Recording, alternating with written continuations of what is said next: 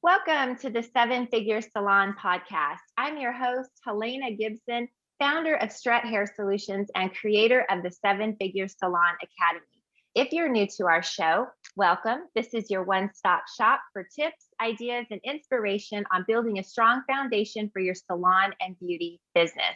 This week, we are on episode number 33, and I have a very special guest with me today, Megan Sumrell. And she is a former corporate techie turned entrepreneur. As a business owner, mom, and wife, she is just like you and knows exactly how hard it is to juggle #all things while still maintaining your sense of self and purpose. As a time management and productivity coach for women seeking work-life harmony, Megan will share with us a few techniques on how to gain control of your time and calendar. And so with us to help us master our schedule for work-life harmony, welcome, Megan. I'm so glad you're here today. I'm thrilled to be here. Yeah. So would you share in your own words a little bit about your journey? And as I was reading on your website and stuff, just your passion and how that came for time management. Yeah, absolutely. So I think like a lot of business owners, this certainly wasn't what I thought I was going to be doing several years ago. I spent over 20 years in the IT space, working in software and loved it, loved the work, figured this was kind of where, I dabbled in some entrepreneurial things, nothing panned out. So I just kind of figured, well, this will be my journey and it's okay. Yeah. And I got married later in life, so started a family later in life. And before my daughter was born, I really had a lot of pride in how I managed my time, organization, because I'd been through dozens of trainings over my corporate career and did that for a lot of software organizations. And it's amazing how this tiny little human being comes in your life and nothing works anymore. Right. Like, yes. Absolutely nothing. Yes. And I was overwhelmed for, probably the first 18 months to 2 years of her life, but I was still getting the things done. Yes. So I almost didn't even recognize that what I was doing wasn't really healthy and wasn't sustainable. Yeah. And I had a moment, when she was like 3, where I took her to the park and a mom next to me asked me, "What do you do for fun?" Okay. And I was like, I got nothing, like literally nothing. I couldn't come up with an answer. Oh. And I thought, this isn't good, because the Megan of several years ago could have spouted off a dozen things that I did for fun. And the sad thing was, like, I didn't even realize it until I was asked that question, that I had literally lost myself completely, from just this constant feeling of like every day was a race to the finish line just to get through this stuff. So that's when I realized, I'm like, something's got to change and I need to figure out why this happened in the first place. So I spent the next year completely restructuring how I went about managing all the parts of my life. Because at that time, I still had my career, I was a mom, and I was actually building a business on the side as well. And as I dug into why my old principles didn't work anymore and started creating new ways of doing it, family and friends started noticing a big shift in me. They're like, "You look different, you sound different," and I felt different. Yeah. And so I started getting asked to speak at some various groups here locally of working women. And I realized there were so many women in the same place. And that's when I was like, I've got to get this in the hands of as many people as possible.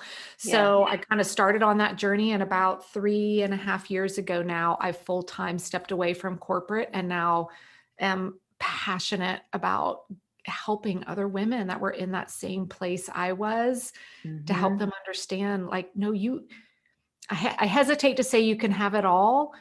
You can, just not at the same time. And to learn how to bring that back into your life again. Yeah. Oprah said that quote. I've quoted that on our show before. You can have it all, just not at the same time. Kind of like when you go to In-N-Out, you can have the burger and fries, but not the burger, fries, and shake. Like, take one out. It's summer season coming.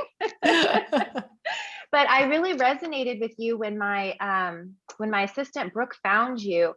I myself had that same issue with, I was a single mom when I started my business and I was only 23.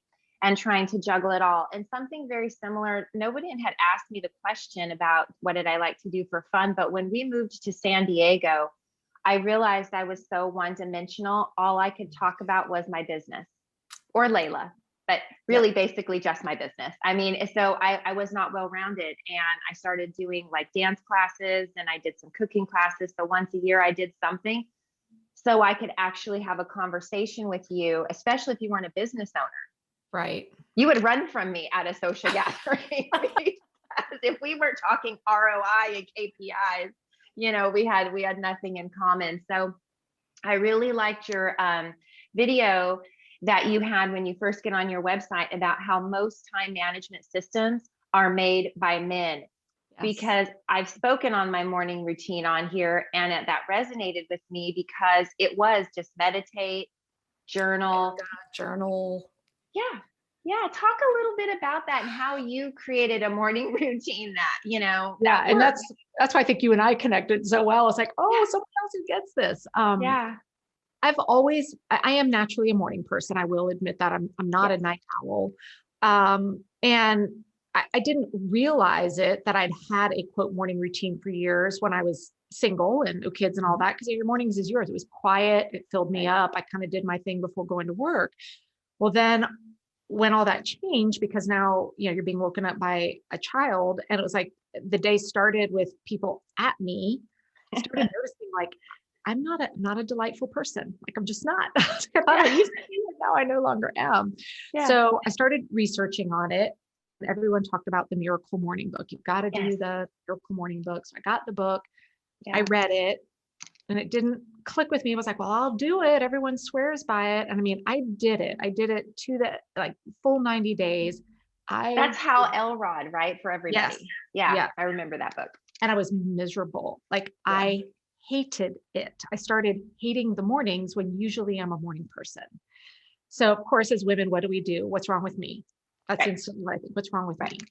So then I was like, well, let me go out and look for some more. And so I found a couple other morning routines, all laid out by men that were very similar to Hal Elrod's. I'm like, these aren't, I used to love the mornings and now I don't. Yeah. And so one night I was, down the rabbit hole of Google searching and stumbled upon this study that was done around morning routines tied back to that Myers-Briggs personality test. Oh. And it showed that based on, and there's 16 different categories in Myers-Briggs, if you're familiar with that, and based on which of the 16 you were, actually meant that you would need something completely different to resonate with you on how to start your morning. So I got really intrigued on this. Yeah. So I researched everything that I could on it and kind of created a process for myself to help me discover what things might actually work better for me than what I was doing. And it's polar opposite of everything that's taught in the Miracle Morning. That lines up well with my personality type. Yeah. And so I reclaimed my mornings doing something very different than what he suggests. And I was like, okay, I know I'm not the only one out there. So that's why I've kind of put together this little mini program that guides you through uncovering which one of those 16 personality types are you best connected with, and then giving you suggestions on then how do you go about kind of cherry picking what activities might be a great fit for you for the morning or evening if you're a night owl. What a great idea. I remember taking the Myers-Briggs, and I forgot what I am, an EN something, I want to say J, but that's so good that you put that together. Because I felt the same way. I don't want to get up at 5 a.m., even though I'm a super early riser. I mean, my team they ask me all the time, when do you sleep? Because I'm texting them at like 1 a.m. and then again about 6:30 in the morning. But I like to get up at 6:30, not 5. Mm-hmm. That hour and a half made a really big difference for me. And I felt guilty too. Like, what's wrong with me? Because I had a couple friends, like one of my friends in particular, she's the one who introduced me to the book. She was doing Arbonne. And, oh my gosh, I get up at 5 now and all this stuff done. And I was like, yeah, I'm cranky. Like, that's just too early for me. So that's really insightful that you recognize it's not you and that there might be a better way for you, but that doesn't mean it's not right for someone else. Absolutely. And some people have a really powerful routine that's 10 minutes. The other thing is I think people think I've got to get up an hour earlier. And Yes. maybe you don't. And when I started really recreating mine, it started with 15 minutes. Then it Okay. grew, then it grew. And at one point I was doing a little over an hour. Now Hmm. my morning routine has scaled back down to 40 minutes because that's where I am in life. And that, is kind of my needs right now. But I think Yeah. understanding it, there is no one size fits all. And if something's not working for you, it's probably because it's not what you need. And Right. at the core of it, one of the first things we uncover is, are you an introvert or are you an extrovert? And it's not the Right. way you think of it, but how do you refuel? Like Right. most people meet me, assume I'm an extrovert. I am a raging introvert, Right. which is why if my day starts with somebody, like if I hear the word mom and that's the start to my day, it's not good for anybody. I need to be, or Megs, as my husband calls me, like I need to start my day with a little bit of nobody at me Yes. and me getting what I need to then be able to kind of be on for others. And on days where it Yeah. doesn't start that way, it's like nobody's winning in my Yes. household. Yeah. Yeah. Well, that's what my girls say at my store. They can tell when my morning routine did not happen because Yeah. Helena is not a happy camper. And I think I'm very much like that. I just like that quiet, I like to drink my coffee. I just have my little thing. And so, yeah, I love that. The other thing that I saw, you had a really cool podcast about summer vacation coming and that pre and post. And I thought that might be helpful for my audience with summer coming. And I'm actually leaving for Florida on Saturday with my mom. And I feel all those things you said, like right before I'm trying to cram all of this stuff in before I leave. And then when I come back, I feel guilty and kind of pissed that I've got all this stuff thrown at me because I was gone. It's almost like I'm being punished because I Yep. finally took some time. So could you share with us a little bit of your Yeah, journey and how you absolutely. And it started with me, first of all, I was beginning to notice like when we would go on vacation, it would be like the third day before I was actually in vacation mode. yes. And yet I look over, I'm like, I feel like the second we get here, my husband's like instant vacay. And it Yeah. takes me like 3 days to unwind, to actually enjoy Yes. it. Yes. Then a couple days later, we're packing up to come home. And we were driving home. It was actually from my sister's wedding. And as we were driving back home, we'd had this delightful weekend. And the closer we got to the house, all of a sudden, like I found myself just starting to get irritable and cranky and stressed. I'm like, what the hell? Like, we literally just had a great time. What's wrong with me? Yeah. And I realized it's all the stuff that we have to do before we go leads us up to by the time you get on the plane, it takes so long to unwind or the car or whatever. And then on the flip side, the way home, we start doing that. I've got to do this, this, this, this. And so we feel like we've completely, what's the point? Right. Yeah, So exactly. that's when I was like, all right, what can I figure out here so that when I go on vacation or take time off, I can actually enjoy it. And when I come home, I can actually not regret having been gone. And Yes. I was just last week, I was gone for 4 days for a retreat with my mastermind. And Mhm. I put these things in place. And I was like, it allowed me to be so fully present there and Oh, not come home and feel like I got, a penalty for it. So the yes. first thing that I always do whenever I have a trip booked, that is, one night, no, but I'm talking, Yeah. the 4 days or more, whatever. Yeah. I will instantly go to my calendar and the day before my trip is to take place, and then the first full day home, I go block it. Really? Absolutely. Now, Okay. if there's existing appointments there, they're there. I'll Okay. take a look at it and make sure I'm not jam-packed. But the Okay. very first thing I do is go block both of those days, and I call it trip prep and return home. And that's just what I label the all-day appointment. Love it. Because what will happen is over time, you'll get a meeting request. Hey, do you want to go record a podcast? And you'll look at that day and be like, yeah, I don't have anything going on that day, not visually remembering I'm going on a trip the next day. So we just treat both the day before we leave and the day we're back as normal days. And we just Yeah. start, before we know it, our calendar is full. So Yep. then when are we supposed to have the time to think ahead and prepare and clear the decks to actually be able to go instead of having to stay up till 2 a.m. doing it? So that's the first thing I've put in place. So that way I know the day before I go on any trip, I have large windows of time to do any of the last minute follow-up emails, turning on auto replies, passing off anything to my team that needs to be done, any trips to the store, whatever. And I'm doing it in a way where I'm not frantic trying to fit it in, which feels really, really good. The other thing that I'll do, and it depends on how far out the trip is, if I'm booking something for 2 months from now, I will actually put a reminder in my calendar for 2 weeks before the trip that says start trip prep. And that's a reminder for me to say, what can I be putting in place now so my business is running on autopilot when I'm gone. So for example, I'm crafting any of the emails that need to go out, updating any nurture sequences, automations, etc. Because again, I don't want to be doing that at 10 p.m. the night before I leave. And so if I have that little reminder 2 weeks out, I'm like, oh yeah, let me start thinking about, let me look at that window of time. What do I need to do now to make sure that everything is running smoothly while I'm gone? Yeah. Then when I come back, and this is hard for me, I'm very much, when I come back from a trip, I want everything like tidied up and put away and all of that instantly. But I've learned I pick one thing a day to get caught up on. Oh. So, and everybody's different on what their triggers are. Like for me, a full email box makes me feel very anxious. Yes. So when I come back, my first full day back, my goal for that first day is all of my email will be caught up.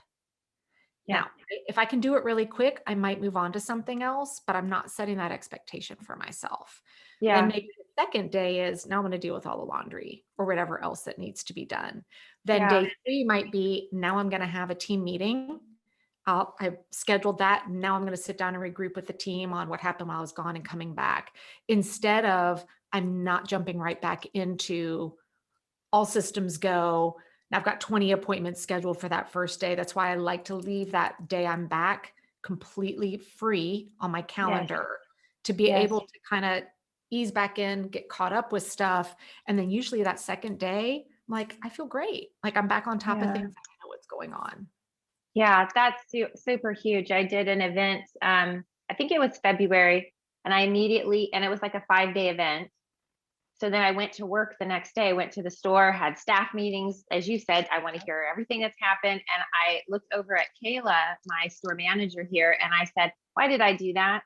Like, I didn't even get to download all the things that had happened, because I immediately at, 9 o'clock the next morning, I'm like you, recording podcasts, doing whatever. And that's one thing that I've started doing is at least the day after. The day before, I'm still up till 2, but I'm gonna work towards the day and if you start now, like I can see, as I mentioned, I'm leaving out of town on Saturday. I mean, I'm booked all the way through Friday. Like, so my little head hits the pillow, and then like you said, then on the plane, I'll be like, okay, breathe. So it's only a 5-day trip. I won't be relaxed till day 3. Yeah. And even if you start small with just book a half day, like let's say you're leaving on Thursday, block your calendar from Wednesday noon on. Yeah. And don't make appointments then. If you can't get the whole day. I mean, even before my last trip, when I went in to block the Monday before I left on Tuesday, I realized I already had 2.5 hours of appointments. But I looked at it and went, I'm okay with that. I'm just not going to let anything else come in at this point and protect that space. And particularly if you're going to an event like you talked about, that's like a work event, right? Or where you're learning. Yes. I need that first full day back. One of the things I spend most of my time doing is really intentionally reviewing all of my notes, digesting them, and then creating what is my action plan going to be from everything that I've just learned. Because if you jump right back into the fire, all that knowledge, when are you going to go back to that? And you won't. You won't. You won't. It's that shelf. There's a joke about the bookshelf of all of the things that you've done, and then you've not wasted that time, but you really have to take the time to review, because our brains, it's so much, and they dump so much on you at all of this. Our hair training that we go to and stuff is kind of like that. They're teaching you new techniques, new marketing, and all these things. And if you don't take the time to absorb it, or practice it on your doll head, it makes it very difficult. I think that was really helpful, though, especially with summer coming for a lot of our business owners, because I know they're like me and really just run right. They feel guilty. And so we'll definitely give that some time. Trip prep and return home to download. Is there anything else that you wanted to share with our audience that could help them in your time management? I know you have your planner program. Is there anything that could benefit everyone? Yeah, I think it's interesting when I was sharing with you, I've talked to a couple different audiences of salon owners. Yeah. And it's something that I notice I watch my hairdresser do, which I love the way she runs her business. She really takes care of herself. Okay. And because she takes care of herself, she really takes care of us. Yeah. And I noticed when I switched over to her, I'm like, I feel like this is the first time I have a hairdresser where when I show up for my appointment, she is ready. I'm never waiting 15 minutes. And so I asked her about that. And she said, well, I used to just book back to back, get as many clients in, all of that. And she's really moved to always trying to schedule 15 minutes of nothing between her appointments. And she said that way, if something does go over, it's not impacting the next person. But she said, usually it doesn't. And she's always able to give herself 10 minutes of space where she leaves her station, takes care of herself, gets outside. And then the other thing that she does is always has a lunch break. Always. If she's working, she tends to work more early. She has other folks that come in and do more the later hours, and she requires them to have a dinner break. But I think, as business owners, it's so easy for us to get caught up in, we got into business to help people, right? And serve others. So we think, I've got to serve as many as I can. And I think if sometimes we can shift that and say, maybe let me think about how can I over deliver with a few less people and do it really, really well instead of just kind of impacting the masses. And then I noticed for me, even some subtle changes I've made with people being able to book calls with me, there's always a 10-minute window. So instead of booking a 60-minute call, you only book a 50-minute call, because then I know I have 10 minutes off before the next one. And just those little things that you can put in place where you are protecting your energy, your mental space, it will allow you to really be able to do more in less time. I think people are like, how do I do more in less time? I'm like, honestly, it's slowing down a little and putting in time for yourself. I agree. It's kind of like your sign behind you. Every yes is a no. Yeah. I love that because it's so true. And when you say yes to another client, we do that. We use a system called Fresha to book our appointments. And I have 15-minute blocks in there because I notice my girls, we're taking in so much from the clients. When they sit down in the beauty chair, we're like therapists. Their whole world opens to us. You need to be able to download that for just a minute. And as you said, they'll go get the mail. They'll just step outside for a minute just to breathe. Yeah. It's funny. I was thinking back to and I was joking. I'm like, I'm here for my therapy session. And I intentionally try and keep conversation light with her because I know she takes on the weight of so many, but I've known her now for years and we know personal things. And often thought about that. I'm like, as the introvert that I am, I so admire you in this space because you take on a lot from your clients and you've got to take care of yourself. Yeah, but we love it. That's one of the fun things about what we do. So, okay. So I found one fun thing to tie this up, that you love shoes. Oh, and so yes, I'm going on a trip this fall with a couple of my friends and it's our moms. So there's 3 friends, 3 moms, and these ladies are already shopping for the shoes. Like seriously. I would be too. Really? Well, I need to know where to go get these great shoes. Cause I was telling one of my girlfriends, she's like, Helena, have you started like shopping for the shoes yet? I've already gotten a pair too. I said, hon, I've got like 8 trips before that. No, I'm not even there. But would you tell me where do you get all these fabulous shoes? Where should I check out? I do love my shoes. And I think for me, a lot of it is if you find a brand that fits you well, that's really comfortable, then you look for deals on that. So like I know for myself, Steve Madden shoes always feel great.